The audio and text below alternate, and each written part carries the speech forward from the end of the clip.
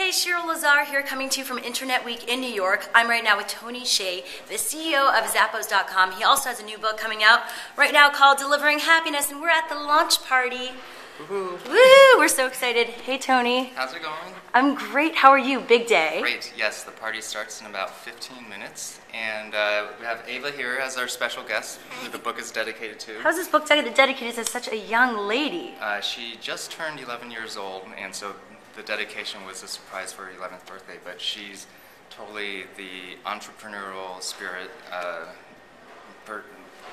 person. Like when she was 8 years old, she video Skyped me with a business plan for making At 8 years old. Organic dog tattoos. And you have a website launching soon for that, You have right? a website. Oh my God. And then her latest idea is organic chicken egg delivery door to door, which is a recurring revenue stream subscription. You've probably been a big mentor for her, Tony. So what does delivering happiness mean?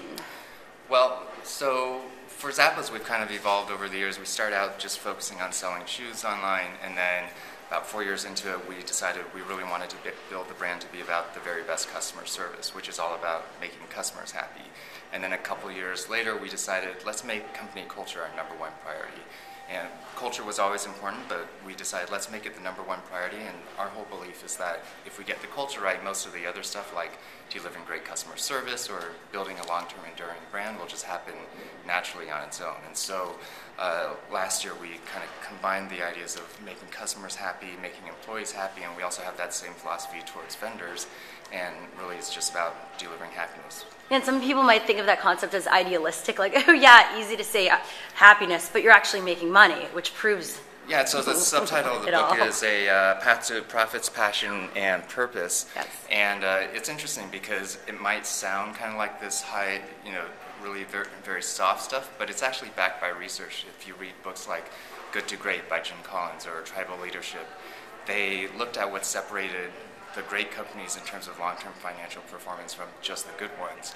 And they were actually surprised by their findings because they found that the great companies all had two important ingredients. One was very strong cultures, and the second one had a higher purpose beyond just money or profits or being number one in a market. So it's kind of an ironic thing where by actually having a purpose that's beyond just profits, it actually ends up driving more profits in the long term. And you tell your story in there. A lot of times, even though you speak around the country, we don't really get to hear your story. Yeah, so I guess this starts with my worm farm business, which did not turn out as expected when I was 9 years old, and talks about lemonade stands and mail order business, pizza business, my previous company, Link Exchange, which we ended up selling to Microsoft, and then eventually what led me to Zappos. So what, I guess, is the recipe for you in terms of making a good business? Because you've obviously had success, even though you've had some businesses like your worm business that didn't work out when you were younger. Mm-hmm. But what's the recipe? Is it all in happiness? I think actually it's just not viewing failures as failures and giving up, but it's really like each failure is a chance to learn something. We've made a ton of mistakes along the way. I've made a ton of mistakes prior to Zappos, but learning from those experiences, and each one gets you one step closer to where you're going to end up. So what's next? Are you working on another book? I don't know yet. This book is just launching today, so we'll see. But actually the cool thing is we actually have a team of about 15 people working part-time to help launch the book, and so that in itself has been its own mini startup, and it's been just crazy, 1,001 things going on at once, and I've been basically juggling being CEO of Zappos, working on the book launch, and sleep has been losing. Yeah, I do not sleep. With all this stuff, is sleep overrated? No, I think sleep is well rated, but I'll be trying to catch up this weekend. So should we do a little tour and bring in the people inside? Sure. Okay, let's go. Let's go All right, inside. Ava, what's your favorite part of the tour of the party so far that you've seen? I really like the button. The button making, yes. So tell people about this. Mail order business that I had in high school or middle school, and basically people would send in a photo, and I would turn them into these pin-on buttons like they wear in presidential campaigns. Yeah. And so we have this here tonight for party goers to nice. take a picture and get their buttons made. And we're actually helping raise money for Livestrong as well. It just, by complete coincidence, turns out today, June 7th, which is the launch day, is the 33rd birthday of the CEO of Livestrong, Doug Ullman. And so you can see his happy birthday thing up there. And then this is the part which I love. I saw the worm farm.